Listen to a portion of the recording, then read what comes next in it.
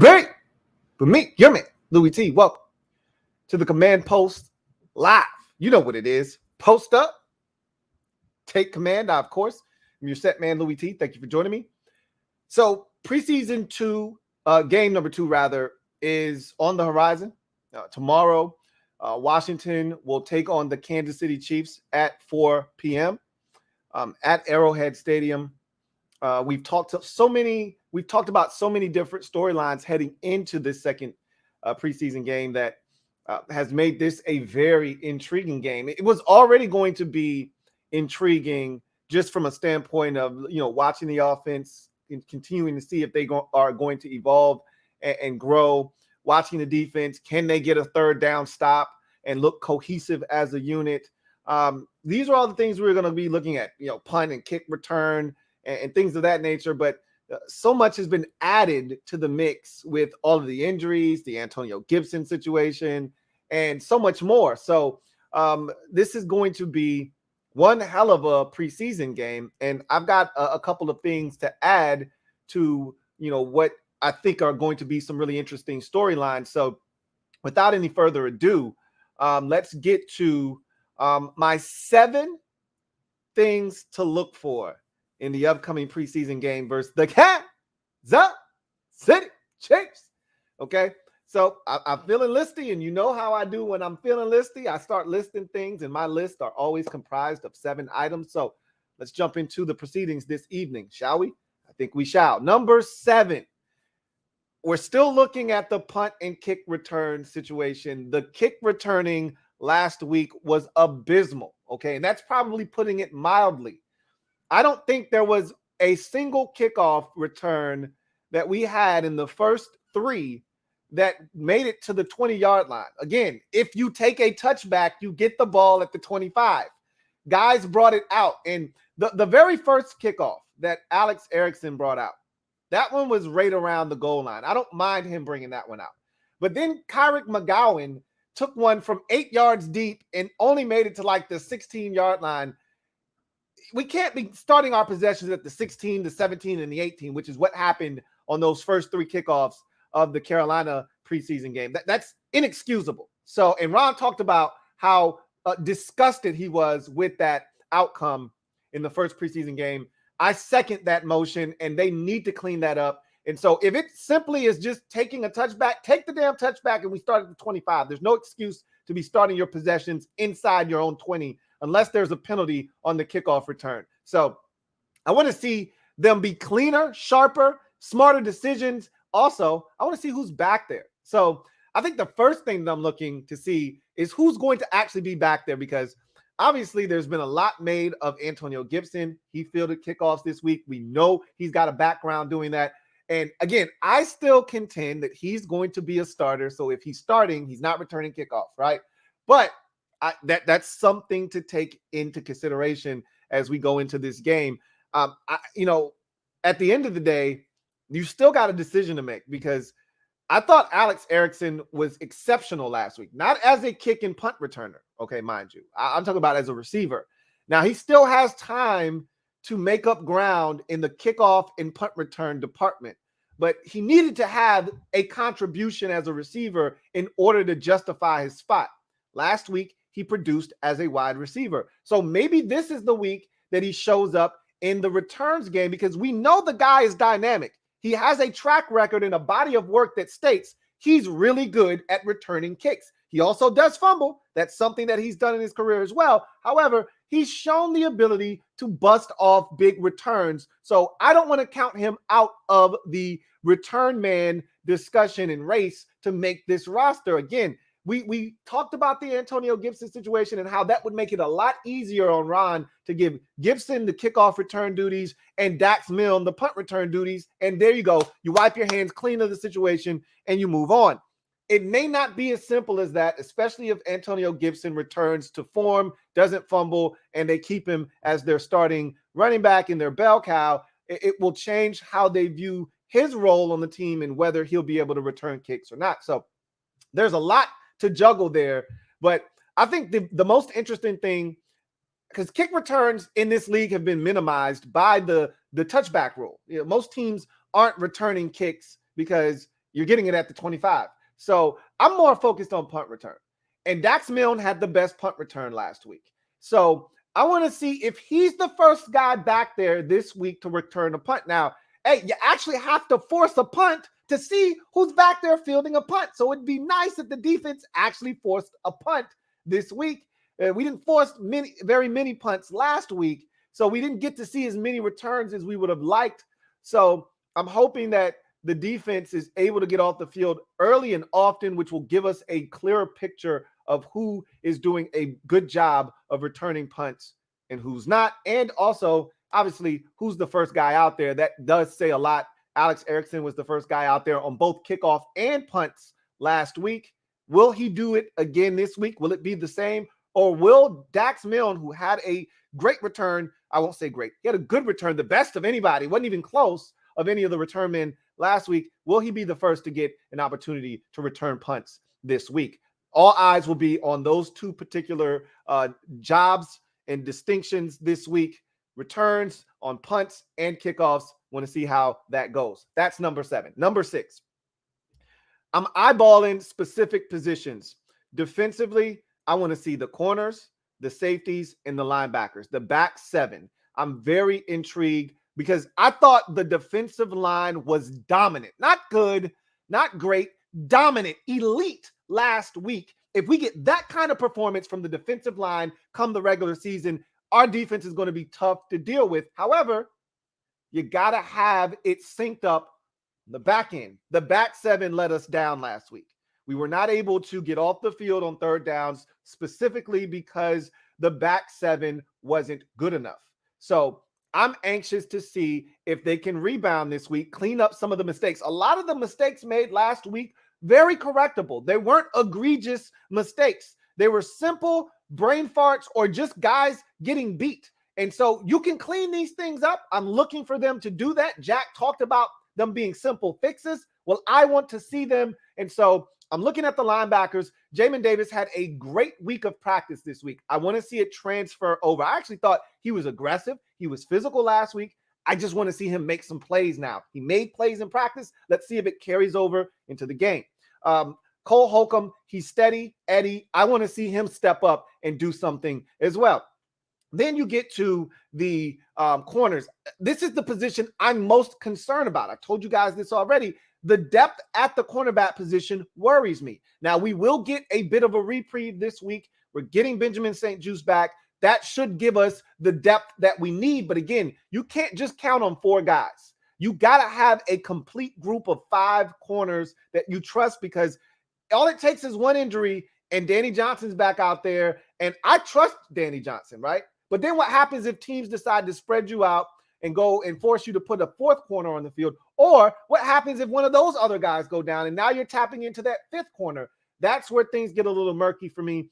And so I'm looking at that back end of the cornerback position. First of all, I want to see what Benjamin St-Juste looks like in the slot. We were robbed of that opportunity last week. He was a late scratch from the game against Carolina. Now I want to see what he looks like. The very well anticipated, highly anticipated, I should say, debut of Benjamin St-Juste in the slot. We've heard so much about it all off season long, about his ability to be long and physical and athletic and quick inside. I want to see it with my own 2 eyes. So that is something that I am definitely looking to see in this game. But then also the back end of the cornerback position. I want to see what guys like SIP are doing. Okay. Christian Holmes, for those of you not hip to the SIP. I want to see what Corn Elder is doing. I want to see what some of those guys on the back end of that group is doing. And can we trust one of these guys to round out the cornerback position? We will see. And then safeties. This was a non-story for me. This was a non-issue a week ago until Steven Parker announced, hey, I'm here, okay? And I'm here to make things interesting. He's not guaranteed anything. However, he's kind of making the same type of noise that Torrey McTyer made this time last year and ultimately made the football team. He's coming out of nowhere. He made a ton of plays last week. He was aggressive, probably the most aggressive safety or defensive back we had on the field last week, including the starters. I want to see if there's an encore performance for Steven Parker, and can he give us that extra added boost on the back end of the safety position? That's intriguing debate now, because we saw Jeremy Reeves last week have a safety blitz, get to the quarterback and get a sack. We know that he knows the defense. We know that he's a guy we can count on, Jeremy Reeves is. But is Steven Parker more talented than him? We're going to see. And so I'm anxious to see what happens on the back end of that safety group. So linebackers, corners, safeties. I'm looking at all three of those positions specifically with different things in mind, but I'm looking at those three positions because the defensive line was dominant last week. The rest of the defense needs to catch up. Number 5, youngins getting involved. So last week, the one youngin that really got involved, well, I shouldn't say one. There were 2 youngins in particular, 3 if you count Sam Howell, right? But he's a quarterback. He's going to play, so you expect him to get involved. But I was shocked to see how many opportunities Amani Rodgers got last week. So at this point, I got a question for you guys. At this point, is there a chance that Amani Rodgers makes this roster? I mean, he's taken so many first-team reps at this point, and he showed last week he's not scared. He's not afraid of the moment. This stage is not too big for him. Yes, he has a long way to go as a blocker, but he is a pass-catching threat already, right out of the box. At 6'5", 225, he looks like a receiver, but you're going to have to treat him like a tight end because he is a tight end, and teams are not smart enough to say, hey, he's a receiver. Let's put a corner on him. You know, they're going to put a safety or they're going to put a linebacker on him. He can win most of those matchups. Is he a guy that we need to start looking at as a potential, guy that can make this football team? We kept 4 tight ends last year. And right now, there's only 3 guys. We don't know the status of Logan Thomas, but we know eventually he's going to be ready to help this team. But, assuming Logan's health, Logan Thomas, John Bates, and Cole Turner, those are the only 3 locks. Samis Reyes was in that conversation. He's on IR, right? And there was so much conversation surrounding Curtis Hodges early on. He's banged up now, and I don't know if he's playing or not. Maybe he'll be playing in this game, but it seems like Amani Rodgers has surpassed him in terms of receiving. Now, I think all around, Curtis Hodges is probably a more well-rounded tight end that's probably ready to help you in all facets a little bit more so now. He's not a great blocker himself, but he's probably a little bit further along, and definitely the size factor is there. But I think there's a conversation to be had about Amani Rodgers, and maybe we need to start talking about him potentially sneaking into the back end of the tight end room. But I want to see him again. I told you last week, I'm intrigued. I want to see more. Obviously, Jahan has to touch it this week, and I would be shocked, utterly surprised if Scott Turner doesn't go out of his way to get Jahan Dotson a touch early in his ball game, similar to the way he went out of his way to get Curtis Samuel touches last week. I assume on the very first possession of the game, we might get a bubble screen to Jahan Dotson or a slant or something simple to get it in his hands, a jet sweeps, anything, just to get the young fella a touch, get his feet wet, get him acclimated, and get him hit, right? So I think Jahan Dotson touches it, but I want to see, the dynamic ability that we've heard about. I know what the guy has and what he can bring to the table. I'm ready to see it on the field manifest itself into some plays being made in an actual game. So I'm looking to see what Jahan Dotson brings to the table. Obviously, we want to see a follow-up from Brian Robinson. He was spectacular last week in the limited duty that he had. He led the first-team offense pretty much down the field on their only scoring possession on that touchdown.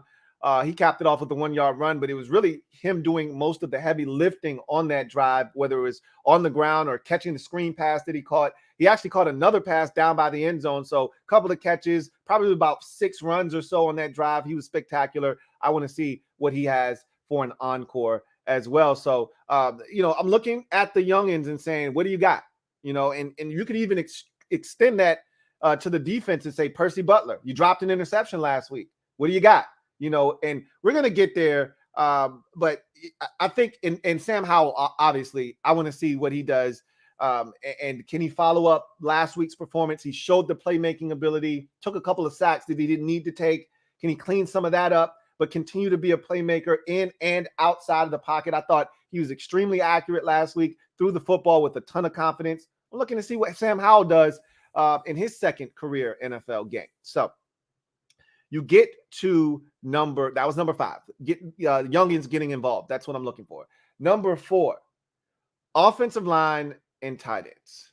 So obviously there has been a ton made of, and I'm guilty as charged. I'm starting to worry about the offensive line. I told you I'm not worried. John Masco's going to handle it. He's going to stick some guys in there and they're going to figure it out. And we've got depth at the, as a group. The offensive line is probably the deepest part of the team right now as constructed.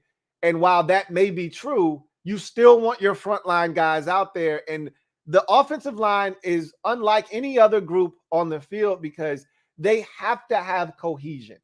The other receivers don't have to necessarily have cohesion. You can stick a guy in there. Look, you want to have the ability to know what depth the guy's going to run the route at and understand, all of those things. He's supposed to run it at this, but I know that, Cam Sims always breaks his off a little early, so I know how I got to run my route accordingly. But you don't have to have that kind of rapport at receiver. You don't have to have that rapport at tight end. You don't have to have any rapport really with, running backs. You need to know how the offensive line is going to block. And really it's your job to set up the blocks anyway. If there's no other position or group, that has to be able to play with one another and know what the guy next to him is going to do. How are we going to pass off these twists and stunts? How are we going to react to sliding the line? I need to understand that this guy's going to do this thing when this protection is called. And if we get this, I know what he's going to do if I pass this guy off to him. I don't have to worry. And so they haven't had a chance to do that yet. And we haven't seen the 5 guys that we have pegged as the starters. If you pencil them in and you are looking towards week 1, we still haven't seen those 5 guys, and we're not going to see them in this game. That's not even the storyline here. The storyline is our 2 starting guards are out. We're just getting our starting center back. He's on a pitch count. And the first primary backup guard is also out of this game.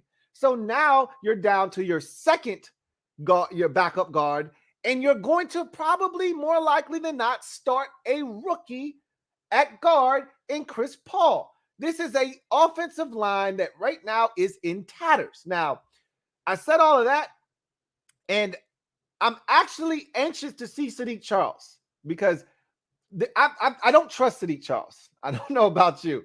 I don't trust Sadiq Charles at tackle or guard at this current juncture. He has to prove to me that he's any good.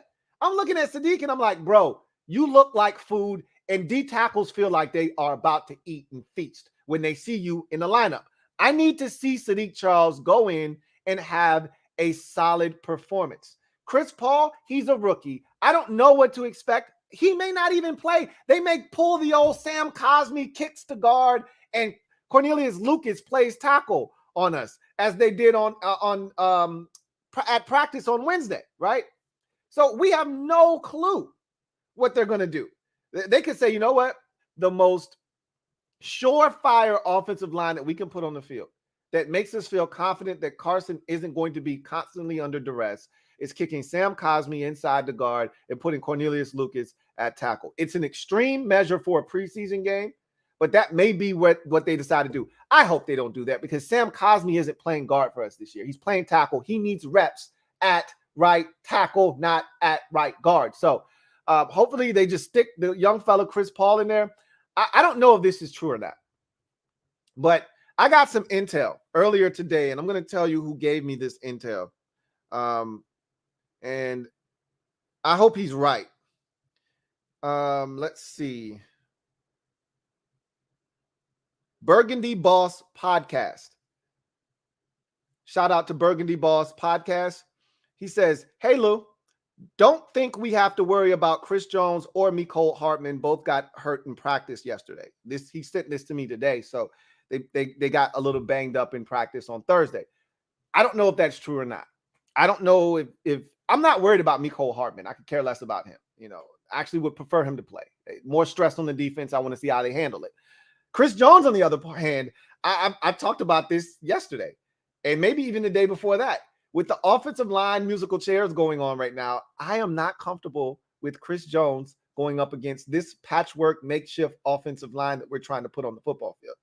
And I don't think Ron is comfortable. So if the Chiefs could do us a huge solid, right, and say, Chris Jones isn't playing, hallelujah, hallelujah, hallelujah, hallelujah, hallelujah. That would be a godsend, okay? He is the last guy we need to see right now. But whether he's playing or not, this is a group that is going to make things very interesting. So much so that Ron Rivera is like, I don't know how long the starters are going to play on offense, because obviously we have an offensive line that we don't know what to expect from them. So obviously it makes things really interesting on the offensive line. And I don't even know if they're going to start Chris Paul. Again, I don't know what five they're going to put out there. My guess, okay, if I were a betting man, I'd put my money on the 5 offensive linemen that start this game being from left to right,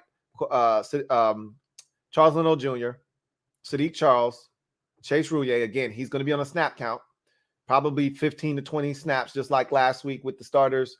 He'll probably be on a 15 to 20 snap count in this game. At right guard, Chris Paul, and at right tackle, Sam Cosmi. That'll be my guess for the 5 guys that they decide to put out there. But we'll see. Then you get to the tight ends. If offensive line was a massive story this week in how crazy we were, shuffling around the lineups because of injury, tight end is even worse. And I didn't think you could get any worse than what we've had to do on the offensive line this week with all the injuries. But we had 2 healthy tight ends on Thursday. Eli Wolf, who just got here a week and a half ago, and Amani Rodgers, who's an undrafted rookie that has been taking essentially all of the first team reps for like the better part of 2 weeks now. It's crazy. This is insane. I'm going to assume, and I probably shouldn't do this because I don't know the extent of anybody's injury. I'm going to assume that Curtis Hodges is going to play. I'm going to assume they sat him out of practice on Friday or Thursday, just to, give him a chance to heal up a little bit more and get him ready for Saturday. I'm going to assume he's going to play, and that's going to give us 3 tight ends. And really, just like in the first preseason game, Curtis Hodges and Armani Rodgers are going to play essentially the whole entire game. So I'm looking at those 2, and then I guess they're going to have to throw Eli Wolf out there as well. That'll be probably a little bit closer to the end of the game when you get Sam Howell and company in there. But that tight end is just as bad as the offensive line. So in my mind, I think the running game is going to be heavily compromised, because none of the tight ends right now that we currently are going to ask to play is capable of blocking Frank Clark or any solid. You don't have to be elite. A solid defensive end is going to beat our current group of tight ends inside and get to the ball carrier. It's not hard. Watching them last week, it was a joke. And we know that's the part of the game that's going to come along a little bit slower for them. Especially a guy like Amani Rodgers, who's making the transition from quarterback to tight end. So I expect the run game to suffer significantly, not only because of the offensive line issues and all the injuries there, but because the tight ends can't block. So I want to see what the tight end situation is. And if that, it may impact the play calling. It shouldn't. We 31 personnel or 11 personnel, is what we're usually in, 11 personnel. And if they have to bypass the tight end position altogether and put 4 receivers on the field and 1 back, so be it. If they've got to go 10 personnel, I'm pretty sure they're willing to do that. So I think we'll be fine tight end wise, but it's still something to take a look at, right? Like, I think it's going to hurt us in the run game, honestly, more so than anything else. And Carson loves throwing into the tight end. You saw how many times he threw it to Amani Rodgers last week. We'll see if he does it again this week. That was number 4. Number 3 on my list of 7 things to look for in the upcoming game, preseason game versus the Kansas City Chiefs. Defensive prowess in 3rd downs. So I want to start with the defensive prowess, because this is going to be a great litmus test for us defensively. And there's no excuses. Unlike the offense, who's got all kinds of guys out and having to play musical chairs and shuffling things around. That's not the case for the defense. The defense is absolutely locked, stocked, and loaded and ready to go. Stands for Chase Young, and we already know they know that he's not going to be available. Everybody else is ready to go. Unless there's some sudden surprise, late scratch that we are not aware of. Benjamin St. Juste is back. Kendall Fuller and William Jackson III and Cam Curl and Bobby McCain and Jamin Davis and Cole Holcomb. All those guys are ready to go. Defensive line ready to go. And the defensive line, they were the stars of the show last week. I'm hoping for a repeat performance this week. And I want to see the back seven join them. So Mahomes is going to put pressure and stress them. Last year, we actually played Patrick Mahomes well for 2.5 quarters before he and that offense exploded on us and they ran away and hid. But we contributed to them being able to beat us up last year in our ultimate demise in that game, missing field goals, turning the football over. We allowed them to run away and hide. But we really defended Mahomes well. We forced him into some uncharacteristic mistakes. We had, forced 3 turnovers, a fumble, and 2 interceptions from Mahomes last year. So we played them well, and remember, we went into halftime up 13-10 in that ball game. So I want to see if this new look Chiefs offense races right down the field, boat races right down the field, gets in the end zone. And here's the thing. We control how long this game is fun to watch. How long the Chiefs played their starters is going to be dependent upon how effective they are. Andy Reid has already said the starters are going to play, but how much they play is going to be determined by how efficient they are. If they come out, they boat race us on the first 2 possessions and get 10 or 14 points, they're done. Okay, their night's over, and he's going to feel good about them, and he's going to take them out of there. But if they struggle on the first possession, 3 and out, the second possession, they get 1 first down and they punt, we could see them for 3 or 4 possessions. They could play the whole entire first half, which is what I want, right? So we control and dictate what the Chiefs ultimately do with their offense by playing good, sound defense and getting off the field on 3rd downs or maybe even creating a turnover or 2.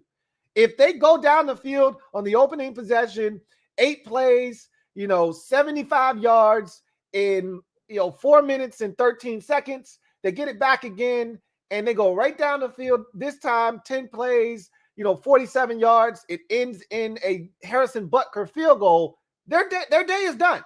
They're going to be on the sidelines, and now our starters on defense are going to be playing against the Chiefs' backups, and I won't be satisfied with that.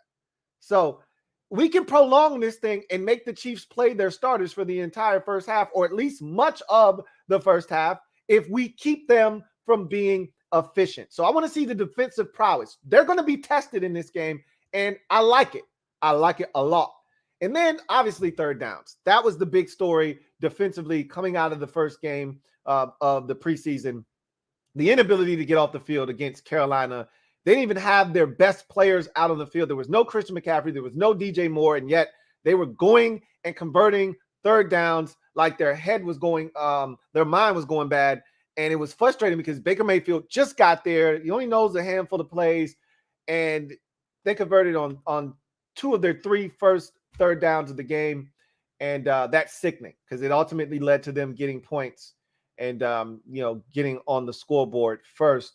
And really throughout the game, we struggled to get off the field. And it wasn't until our last defensive possession with the ones on the field did we get a 3rd down defensive stop before the Panthers approached scoring position. So 3rd downs is going to be pivotal.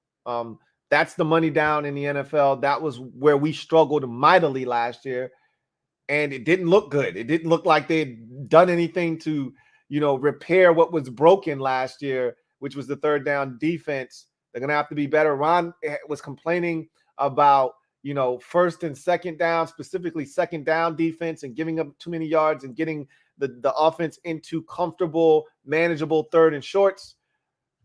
They converted 3rd and 8 last week. So it's not just 2nd down, which has been a problem. I've complained about 1st and 2nd down, and it has been a problem.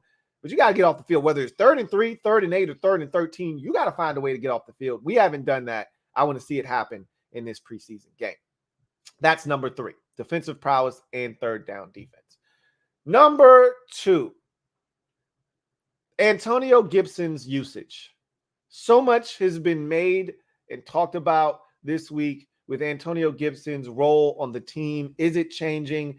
Is he going to be reduced to a backup running back and a special teams contributor? How is he going to fit into the plans of this staff moving forward after yet another fumble? He led the NFL in fumbles of non-quarterbacks last year. It was something that they emphasized. They drafted Brian Robinson really specifically because of that issue, also because of the physicality of Brian Robinson and his ability to get the tough yardage on short yardage situations, which Antonio Gibson also struggles with, which he struggled in last week. So it was an all-around terrible game for Gibson, but apparently he bounced back in practice this week. He did all the things he needed to do. Everything they asked him to do, he did it with a smile on his face, with intent to succeed at a high level, whether it was kickoffs, whether it was punt protection, or playing with the first, second, or third string offense. So my thought process is that this is his final warning. This is his last chance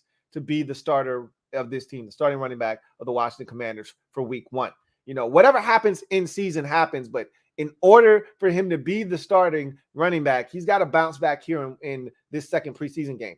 Because if it looks anything like it did last week, he may be playing next week.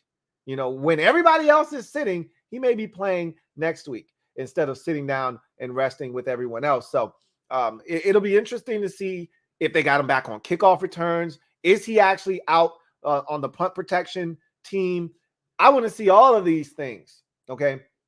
Because if he is, so let's say Washington is on defense first. It'll be very telling if on the, first, punt coverage, he's on the field. That would be telling, right? Let's say Washington, gets the football first. Obviously, we'll see if he runs out there first. My guess is that he will. That's what I'm assuming. He'll be out there with the first team offense. But if Brian Robinson runs out there first, and then they go, 3 and out, or they get one first down, they got a punt, and Antonio Gibson is on punt protection team. Okay. We heard you loud and clear, Ron and Scott. Okay, we get it. So the AG's usage is going to be key to having some insight as to where he ranks right now, where he lies in the running back pantheon, and really in this offensive scheme. They really think that this guy is super talented and feel like he can be a huge, boost for this offense and a guy that can really change the game. But he's going to have to take care of the football. If he doesn't do that, he's not going to be on the field, and they're making that abundantly clear. Then you get to the number 1. But before I do, I'll recap the first 6 that I went through, and then I'll give you number 1. So number 7, kick return and punt return. We talked about it last week. We're talking about it again. It's a big deal. We'll see what they do in this particular game. Number 6, safeties, corners, and linebackers. I think Stephen Parker has made the safety position interesting. Will it be him, or will it be Jeremy Reeves? So one of those two, they're going to round out the safety group. They're going to keep 5 safeties. They kept 5 last year. 5 is the magic number. Can Stephen Parker upend Jeremy Reeves, who always seems to be on the outside looking in, right? He's always the bridesmaid, never the bride. Let's see if he can finally make this roster and stave off a very, very aggressive Stephen Parker, who's been coming on of late. Corners, the back end of the cornerback position scares me greatly. I talked about this last week. Benjamin St-Juste should be back in the lineup, and if he is, I am dying to see this man in the slot. So much was made of him playing Buffalo nickel. So much was made of him playing the slot cornerback position. I am not sold on him being able to play that position with great efficiency, but Ron and company feel like this guy's got the length, the physicality, the size, and the quickness to be able to stay with shifty receivers, but also with the bigger guys that like to go inside. And so I'm anxious to see Benjamin St-Juste in that role. And then I want to see who's going to round out that group. Just like with the safeties, I think the back end of the cornerback position is wide open, and it's really between Corn Elder and Sip, Christian Holmes right now. Which one of these guys is going to step up and make me feel more confident about the depth of the cornerback position? And then linebacker. Obviously, Jamin Davis had a big week in practice. I want to see it transfer over to the game. And Cole Holcomb, I just want to continue to see him grow in that role as the leader of the defense, the guy that's got the green dot on his helmet, calling the plays, getting everybody lined up. I want to see Cole Holcomb playing well at the linebacker position. Youngins getting involved. Rodgers, Dotson, Robinson, Howell, all of these young guys are going to get their opportunity. I want to see them play. I want to see them play well. Robinson played well last week. Howell played well last week. I want to see them have an encore. I want to see Dotson get involved. I expect him to get involved. I assume he's going to get a touch very early in this game. And again, Amani Rodgers, a guy that he wasn't even on the radar when this team came to camp. And now all of a sudden I'm asking the question, is this guy, playing for a roster spot? He's been taking the most first team reps at the tight end position of any tight end. It's crazy to be talking about Amani Rodgers this much, but is this guy playing his way into a roster spot? I don't know. So, I want to see the youngins get involved. Percy Butler as well on the defensive side, Defoe, all of those guys. I want to see them get involved. Jamin Davis too. Offensive line, tight ends. That's number 4. Musical chairs on the offensive line. Tuesday, the offensive line looked like this. Charles Leno Jr., Sadiq Charles, Chase Roulier, Chris Paul, Sam Cosmi. Wednesday, the offensive line looked like this. Charles Leno Jr., Sadiq Charles, Chase Roulier, Sam Cosmi at right guard, and Cornelius Lucas at right tackle. One of those two combinations is going to start this game, okay? And it's a far cry from what we are accustomed to seeing and what we are going to see come week 1. And so it does worry me. I want to see if they can protect Carson Wentz and hold up, because that will make me feel so much better about not only the depth of the offensive line room, which I already feel really good about, but just knowing no matter what happens, we're fine. If they can get it done in this game, especially if Chris Jones plays, it will put me at ease. No matter what, we're going to be fine. And then the tight end position, we were down to 2 guys on Thursday. So I'm going to assume that Curtis Hodges is going to suit up and play on Saturday. That might be an erroneous assumption to make, but that's the assumption that I'm rolling with. Then finally, defensive prowess, third downs is my number 3. The D-line was outstanding last week, but the rest of the defense was not. Want to see those guys step up. Mahomes and company are only going to play as long as we force them to play. If we allow them to be efficient early in this game, and often they're going to be done by the end of the first quarter, early stages of the second. If we force them to work, if we force them to punt, if we get to Mahomes, if we frustrate them, they might play the entire first half. That should be the goal, is to get after Mahomes, make him uncomfortable, get him off the spot, stop the run, make Mahomes beat you. He's got a new cast of characters he's throwing the football to, and find a way to make the first half interesting. Fight, okay? Don't get run over, fight. And then third down. How you fight is third downs. You take care of third downs, you'll have a fighting chance against Mahomes and company. And then number 2, Antonio Gibson's usage. This whole week has really been a firestorm for Antonio Gibson. The fumble, Brian Robinson playing well, and then all of a sudden he's on punt protection, kickoff return. He's playing with the first, second, and third team offense. There's so much going on and so much surrounding him.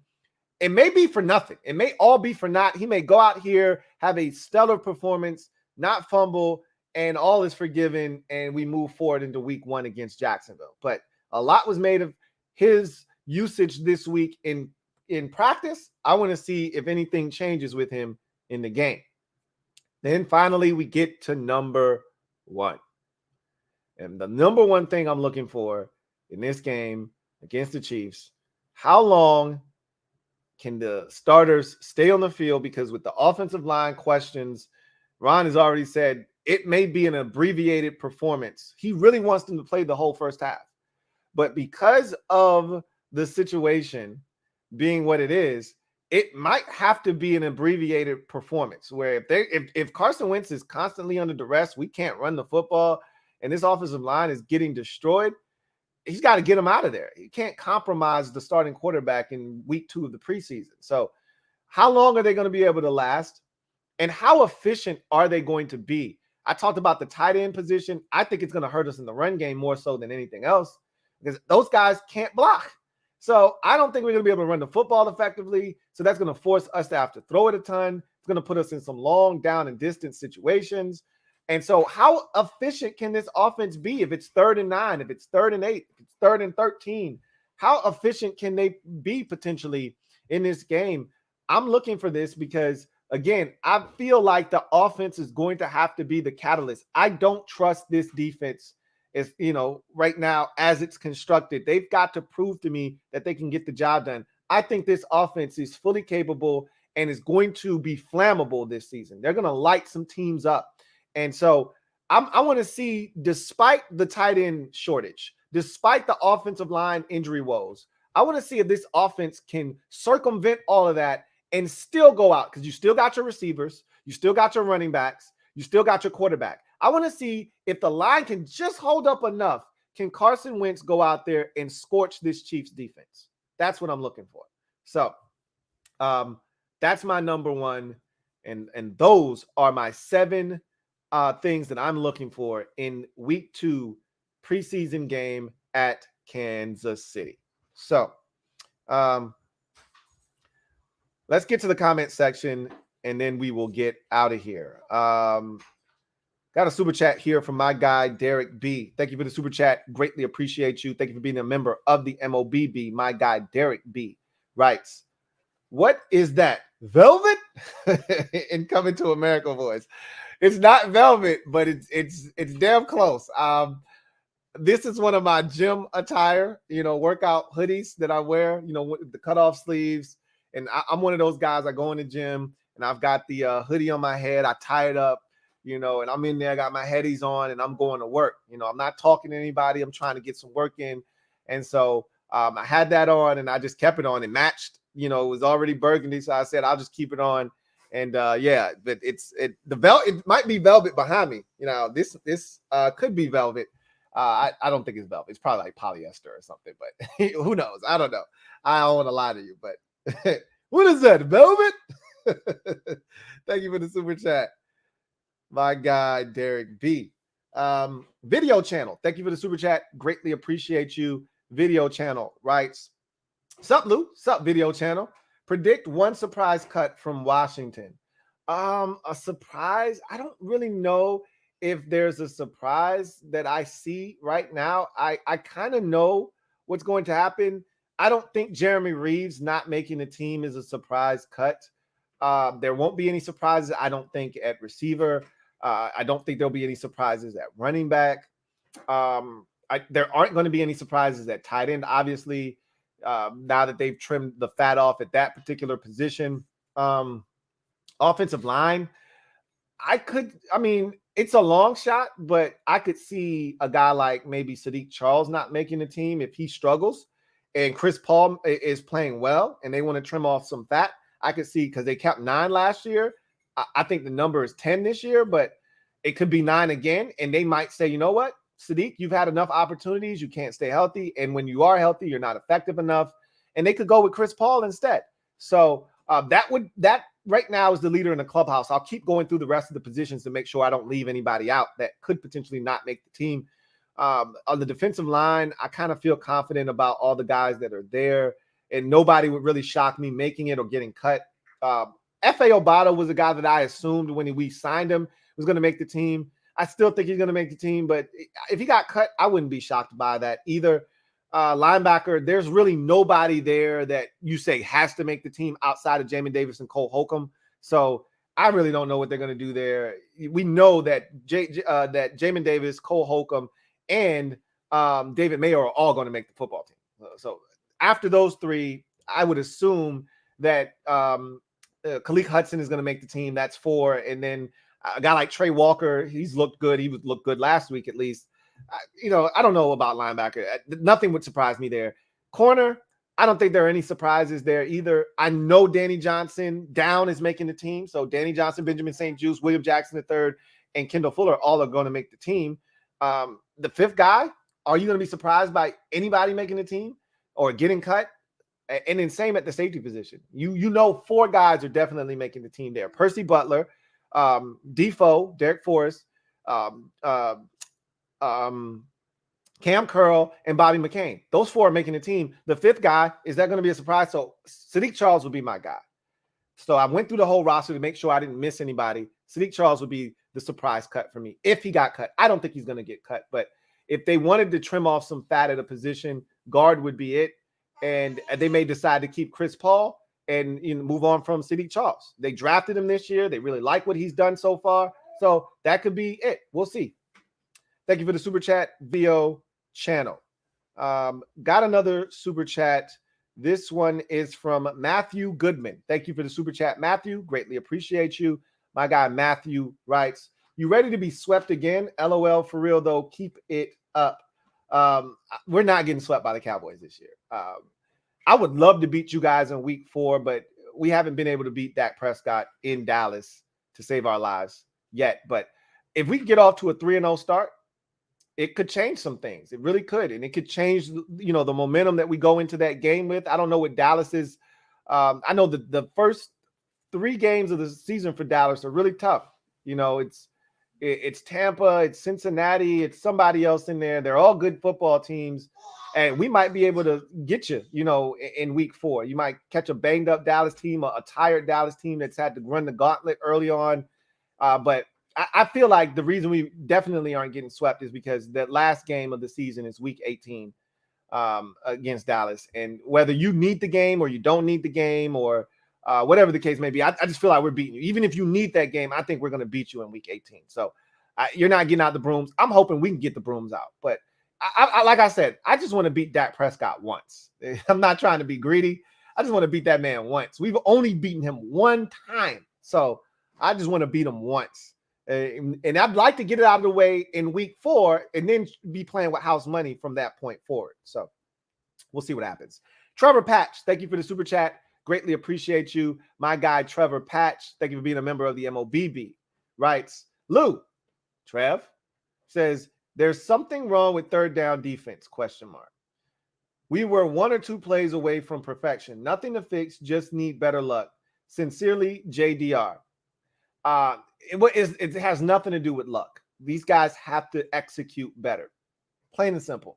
And, that's a part of coaching. That's a part of the preseason, is making your mistakes now, correcting them so that they don't occur. Like that was the first 3rd down. I can't stress this enough. That was a simple mesh concept. Nothing more, nothing less. There was nothing hard. They did nothing extravagant. It's the same shit they've seen in practice from us. And Cam Curl, he fudged it. He carried the first guy coming across his face too long, he carried him too far, and then the guy coming across into his zone, the zone was vacated because Cam Curl kept running with the guy that first entered his zone. He should have passed him off to Cole Holcomb and still been in his zone. So that's a simple fix. The second 3rd down, Danny Johnson gets beat in the slot on a simple slant. It's a simple fix, Danny. Okay, don't open your hips too soon. And Danny, come up a little bit more. It's 3rd and 8. It's not 3rd and 13. Come up a little bit more. You gave him too much space, too much cushion to operate. You made it too easy. All right. These are fixable offenses. So they're going to be fine. I hope. I say that in all sincerity. I hope, because last year I kept waiting for it to get better, and it did ultimately after the bye week, but it took a long time, a very long time. Anyway, we'll see what happens this week. John Livingston, my guy, JL Smooth. Thank you for the super chat. Greatly appreciate you. Thank you for being a member of the MOBB. My guy, John Livingston, writes, what's up, Lou? What's up, JL Smooth? He says, hope all is well, man. It is, and I hope the same can be said for you and your situation. He says, I know you're talking Commanders and Chiefs, but McDermott is planning on playing the starters a healthy amount against the Broncos. I don't get it. It doesn't seem worth the risk, especially for 17. I've stressed this a ton with our fan base. I've talked about this on the podcast, JL Smooth. I don't understand everyone's hesitancy to play in the preseason. Teams have been playing their players in preseason for years, okay? The easiest and most effective way to prepare for the upcoming season is to actually play your players in the preseason, okay? And you should be worried about everybody but 17. Quarterbacks rarely get hurt in the preseason. If a guy gets hurt, if a quarterback gets hurt, it's usually in camp, non-contact. It's usually not in a game, okay? You should be worried about Stephon Diggs or somebody else getting hurt. The least of my worries is my quarterback a lot of times, okay? Now, for me, I'm an advocate of playing your players in the preseason because to me, scrimmages in practice against the team that you're playing in the upcoming game on Saturday or Sunday, that doesn't suffice for me. It's a scrimmage. You get to plan out the plays and this, that, and the third. To me, that doesn't get the job done. I want to see my guys live bullets with officials running down the field, with score being kept and also time being kept, and have something on the line. I get it. It's a preseason game, but it feels like a regular game. It doesn't feel like practice, okay? So I need my guys to go out there and experience that. To me, the only way to replicate a game-like situation is to actually play in a game. You can't replicate games in practice. You can't replicate games in scrimmages. I'm sorry, that doesn't move the needle for me. So if I were a coach, and this may be a little bit old man, get off my lawn. You see teams like the Chargers and the Rams abandon the preseason, and the Seahawks used to do it with Russell Wilson. I get it. And if you're built that way, fine, knock yourself out. But you saw what happened to the Seahawks last year. They were ass-tastic, and it may not have had anything to do with the way they approached the preseason because they won their first game of the season against the Colts last year. Still, I contend that playing your players in the preseason, and look, they didn't play their starters at all last week against the Colts, okay? You're not going to play them next week in week 3 of the preseason. This is the only time they're going to have a chance to get some work, some real, actual live bullets being fired at their heads and seeing how they react. To me, JL Smooth, it's the right move. I would do it if I were an NFL coach. I don't know why more teams aren't taking advantage of it. People always talk about getting hurt, and obviously you're alluding to getting injured. Football is a physical contact, full collision sport, okay? There's no way around it. Whether you play them in the preseason, a guy could not play the entire preseason and get hurt on the first snap of the regular season. What difference does it make? Football is football. You can't be scared to put your guys out on the field because they need to get prepared for week 1. Last year, I don't know how you approached the preseason. I can't remember. I don't recall how you did it last year. But I know you came out flat week 1 and allowed Pittsburgh to sneak you when that's a Steelers team that had no business beating you in Buffalo last year, week 1. Okay? So your wake-up call came in week 1. Why not have the wake-up call come in week 2 of the preseason? That's all I'm saying. Thank you for the super chat, JL Smooth. Got another super chat. This one is from OKG2000. Thank you for the super chat. Greatly appreciate you, who writes, could Gibson be traded? Nah. I mean, obviously he could, but he's not going to be. That's not something that I think they're even entertaining.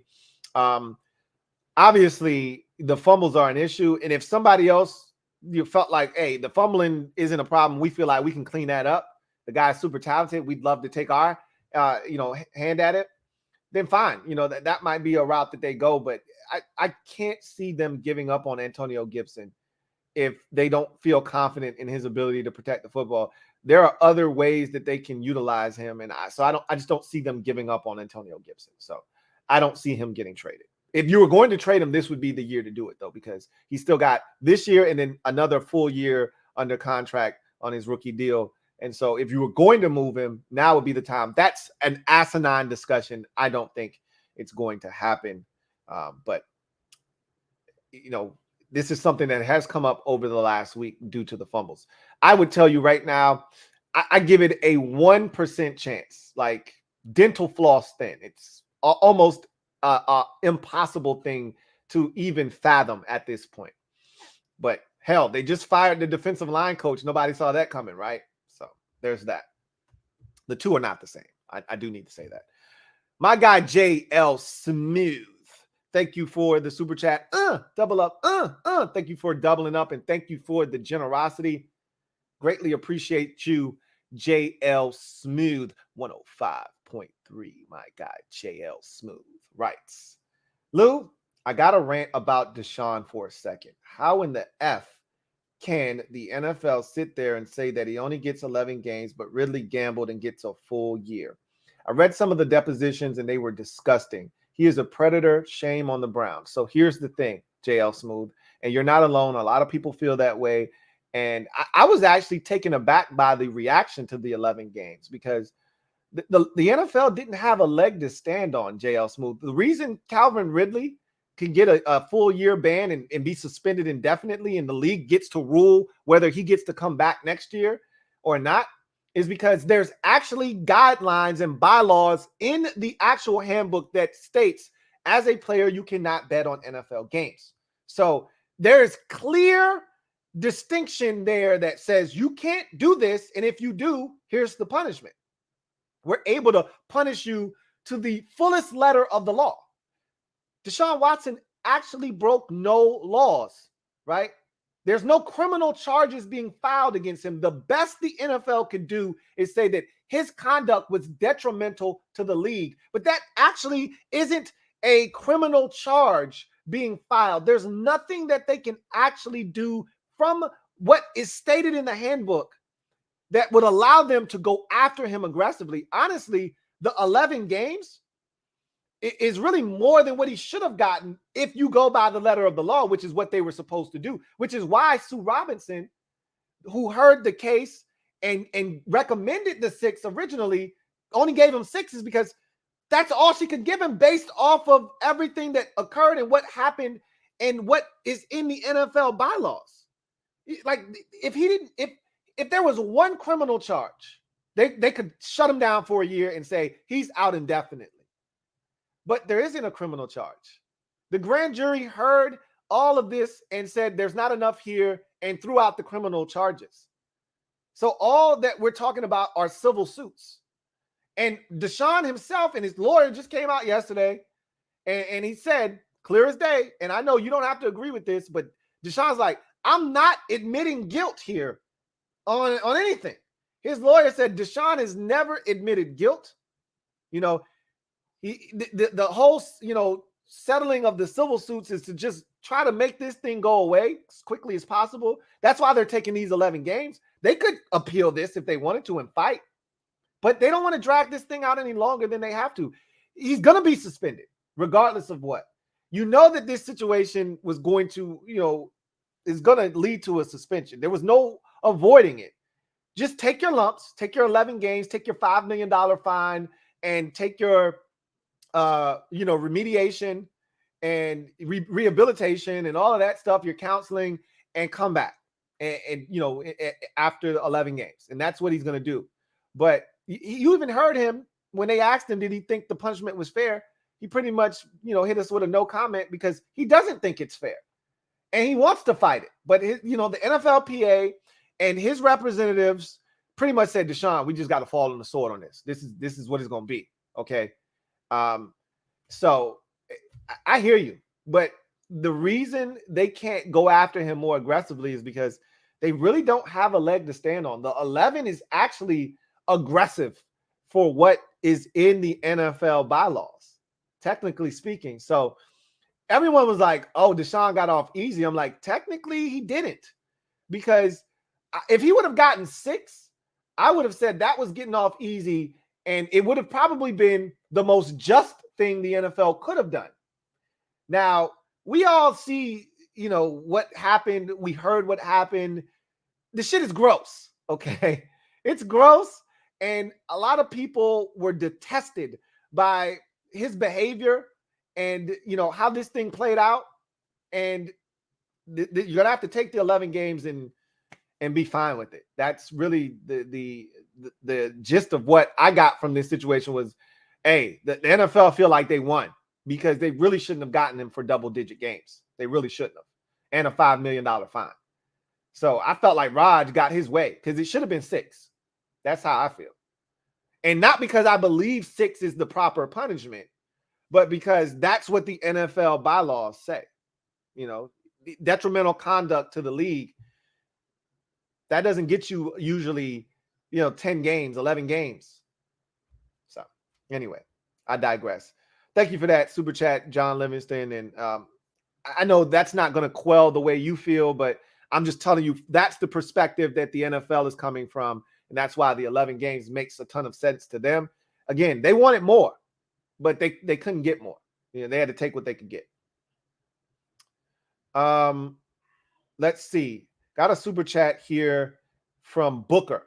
Thank you for the super chat, Booker. Greatly appreciate you. Thank you for being a member of the MOBB. My guy Booker writes, been a fan for 18 years. Can things really change here? Question mark. It seems we're always on the receiving end of a catastrophe. Us fans are damaged goods for real. We are. Definitely. And that's why I told you I never get upset at fans that freak out after 1 or 2 losses and say the season's over. We're going to win, 3 games, because we're so battered and bruised. We don't know if we're coming or going. We've been through so much on and off the field. I mean, hell, we can't even have our medical trainer, be okay and clean. He just got a year of probation.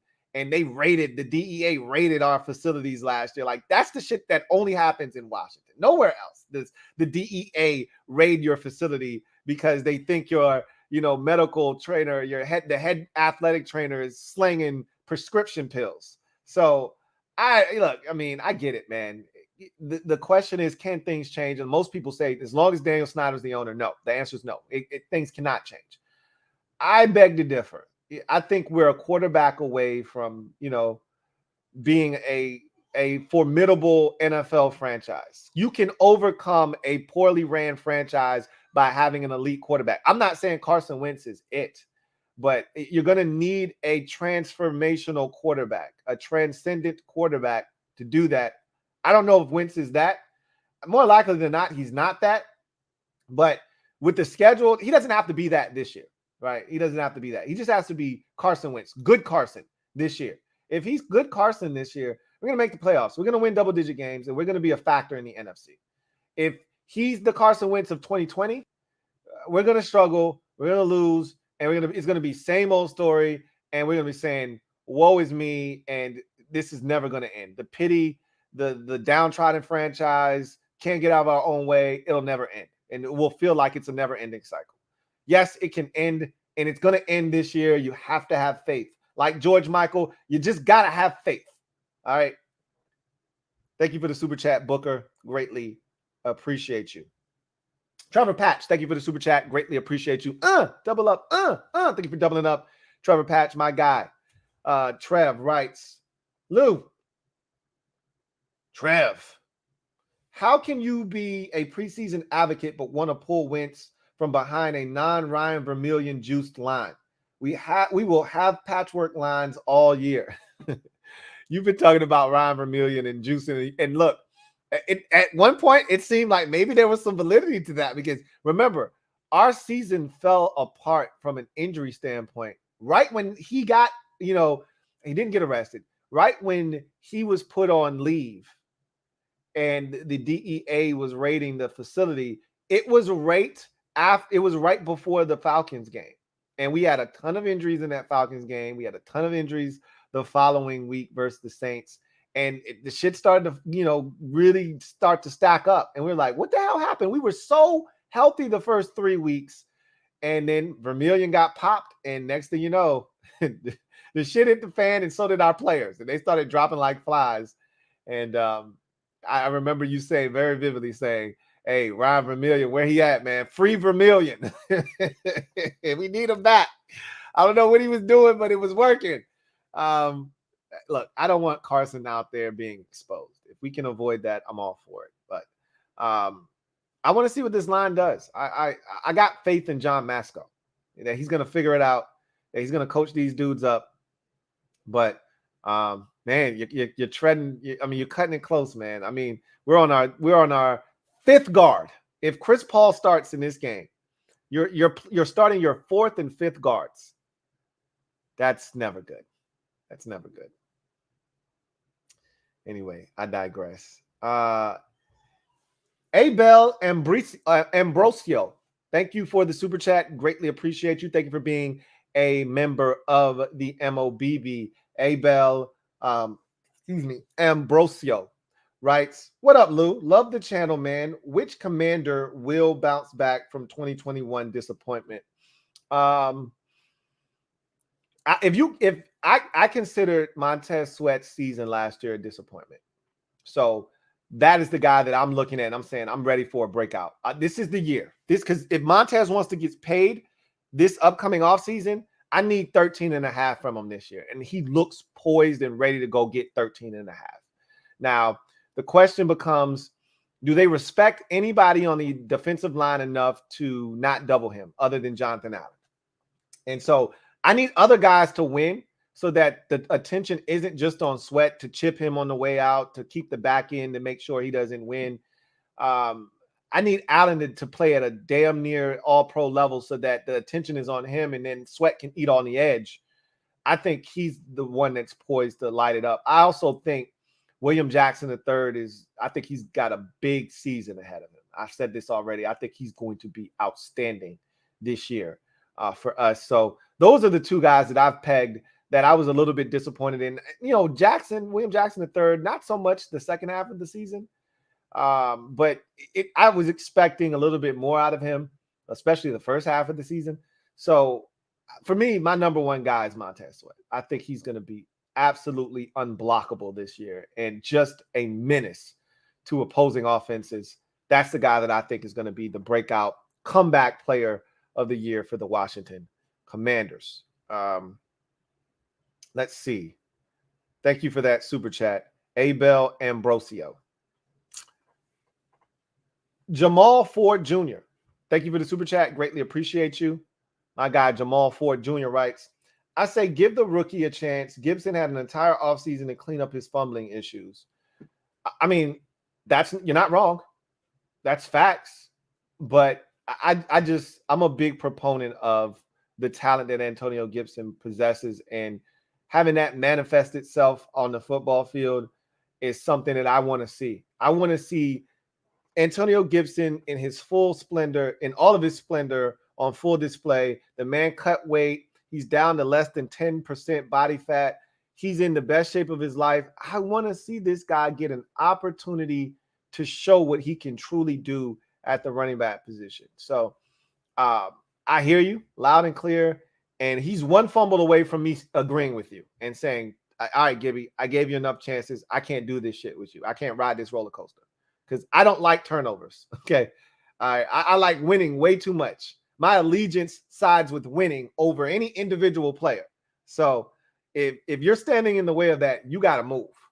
So I think he can get this thing rectified. I really, truly do. And I think the talent suggests that he should get another opportunity to show that he can rectify this problem.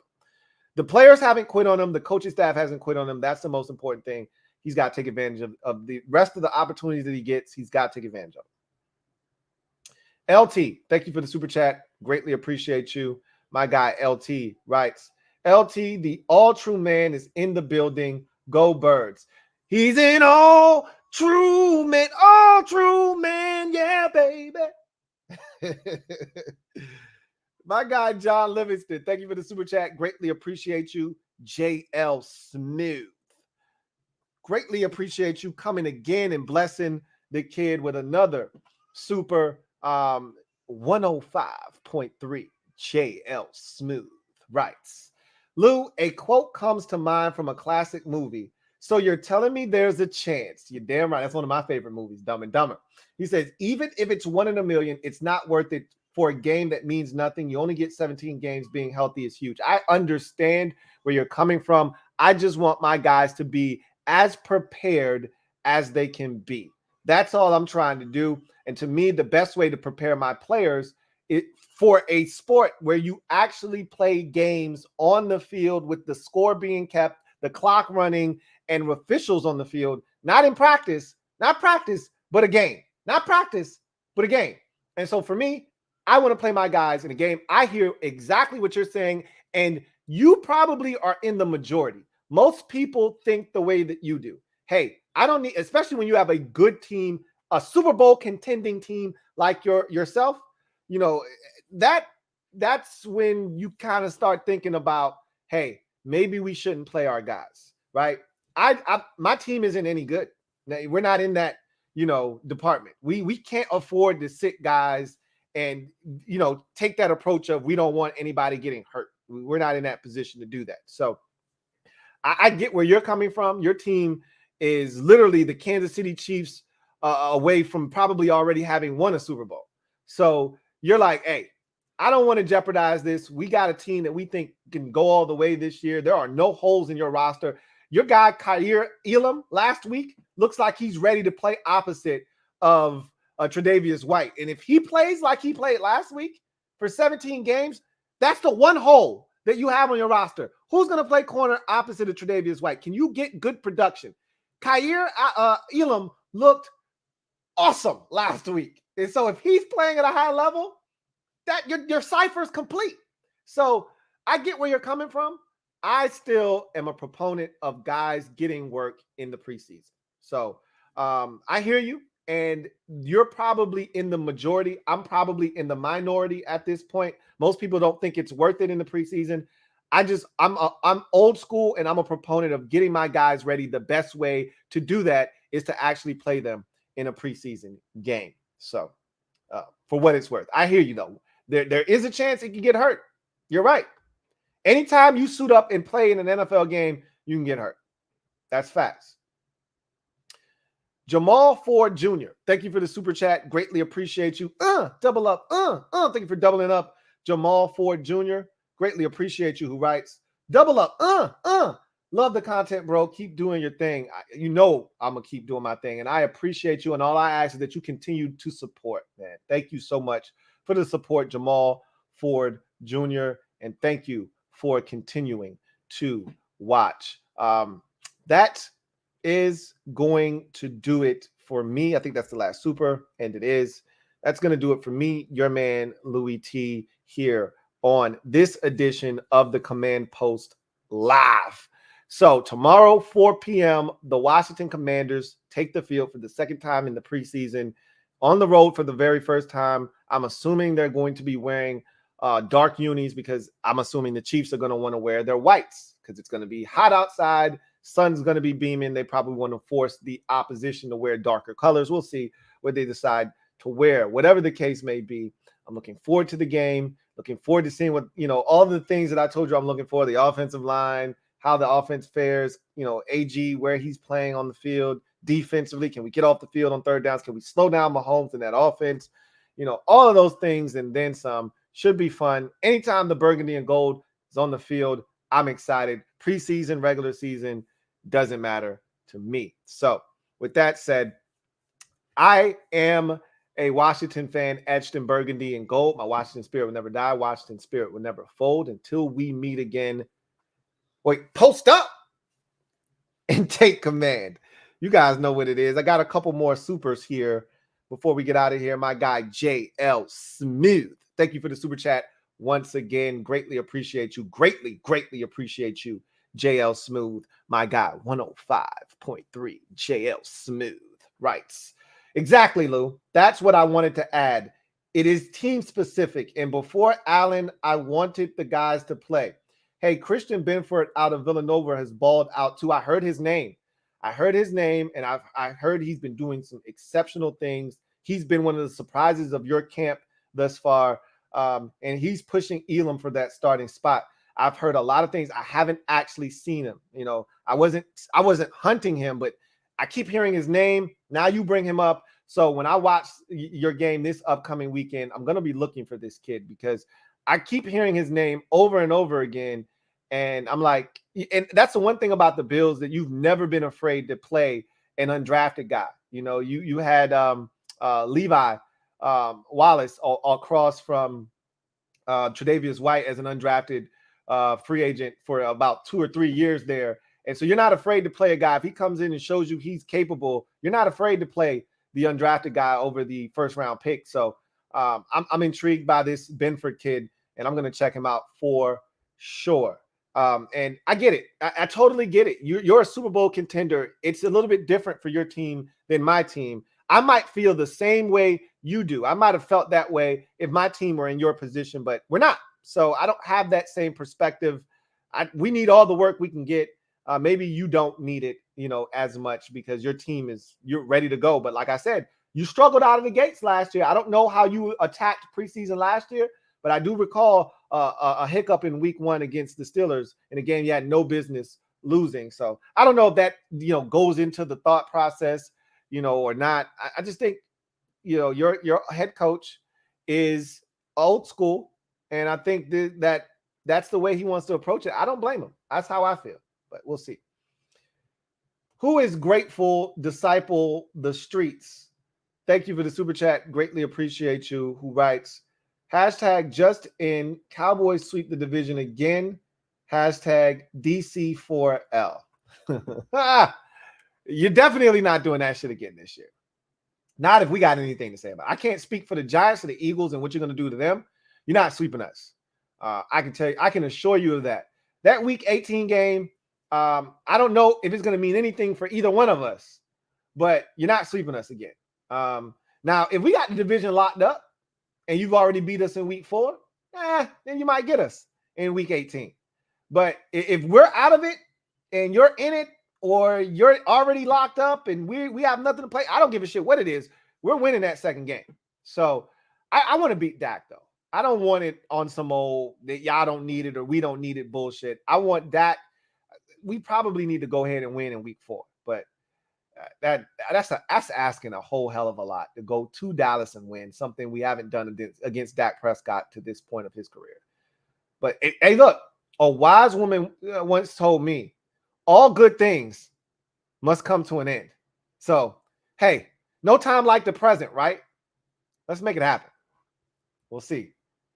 Anyway, G-Style, thank you for the super chat. Greatly appreciate you. Thank you for being a member of the MOBB. G-Style writes, what it do, Lou? What it do, G-Style?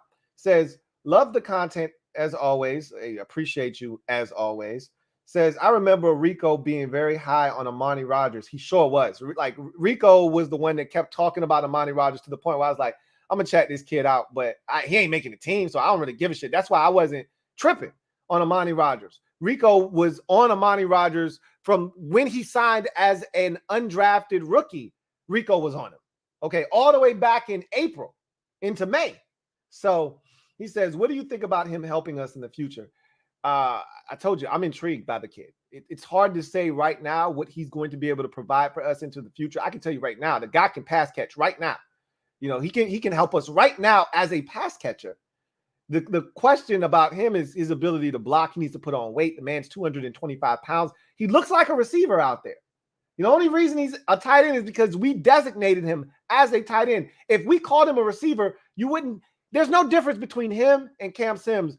Body type wise, he's a little thicker, but Cam Sims and him look kind of the same. Like if you told me that Amani Rodgers was a receiver, I believe you. He looks like a receiver. So he's got to get bigger. He's got to be better as a blocker, and that's going to take time. Again, this is his first year converting from quarterback to tight end. But with that said, the guy's shown the ability to catch the football. And he's shown that he's a tremendous athlete already. So from that standpoint, he can help us right now, And so I like the kid, but I want to see more before I go all in and start talking about what he could potentially be in the future. I want to see more. So that's he's a part of that group that I talked about. The youngins, getting involved. I want to see what he does for an encore. He was really good last week as a pass catcher. Let me state that again. Trevor Patch, thank you for the super chat. Greatly appreciate you. My guy, Trev, writes, Lou, me again. Hey, it's all good, buddy. It's all good, baby. He says, they claim Redskins alumni are always welcomed in the building. Does that mean it applies to RG3? Additionally, mob content plans for the season. I got a lot on deck for us. Obviously, I want to have the weekly mob get-ups, where we chop it up. I'm going to have the weekly show that's exclusive to the Mob Squad, where I break down the best players of the week, the worst players. I forgot what I call it, but you know what I'm talking about. That's a Mob Squad exclusive, and just a ton of things. Obviously, the giveaways is another thing that I'll be doing. So, if you're a gold member, I'm about to launch some merch here shortly. Obviously, there's a discount there for you. So tons of stuff, for the Mob Squad, as always.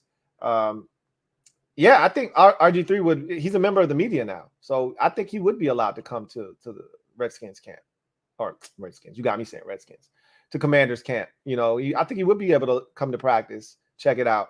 Now, there's no direct connection to Ron and his group, but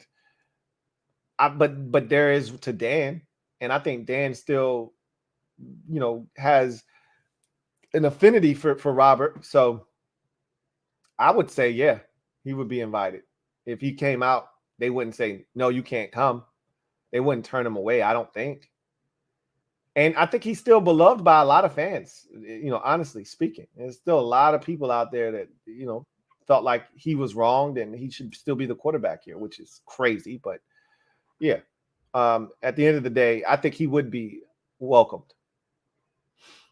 John Livingston, thank you for the super chat. Greatly appreciate you. My guy, JL Smooth, 105.3 JL Smooth writes, starters played last year, came out flat. They didn't the year before, I think because of COVID, but either way, came out flying. Preseason is a tool for the young guys. I will die on this hill. And you're not wrong. I think it is more so a tool for the young guys, but it's also an opportunity for the veterans to get into game shape, to get some reps under their belt, to get their lungs open, because again, you can't simulate an NFL game. You hear of being in shape and then game shape. There are two different things. Football shape is totally different than practice shape. In order to get into football shape, you need to go out there. You can't replicate a 12-play drive capped by a touchdown, a 3-and-out by the defense, and then your offense having to come back on the field for another 12-play drive. You can't replicate that in practice. Sorry, there's no replicating that. Same for your defense. There's no replicating that. You can try to map out a period where they're on the field, it's 2 minutes, hurry up. That's cool, but guess what? In the game, you give up a 13-play drive, your offense goes 3-and-out, now the defense is back. You can't replicate that in practice. You can only get that in a game. So I'm all for game reps, but I'll die on that hill. You'll die on your hill, and we'll be on opposite sides of that fence for sure.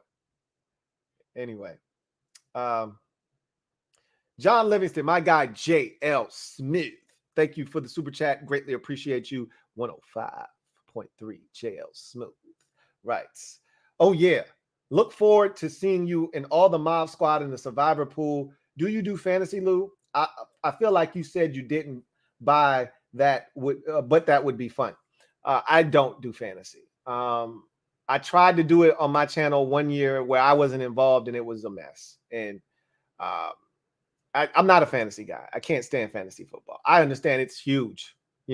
It's the one thing that draws in fans that aren't real fans of football. Like I told the story on my podcast one time where a guy, he knew what I did and he was playing fantasy football and he asked me, should I start Aaron Rodgers? That tells you all you need to know about, fantasy football players. So I just can't do fantasy. It's exactly what it says. It's fantasy. It's not real. I can't deal with it. Because you're going to ask me at some point, you're going to put me in a tough spot where you're going to force me to choose my team over my team that I root for. And I can't do that. Like people actually root for the player that they have on their team to play well against their team, but their team still win. That's bullshit. I don't want anybody playing well against my team, even if it benefits my team, which is why it goes against everything that I stand for, every fiber of my being, because I'm too damn competitive for that.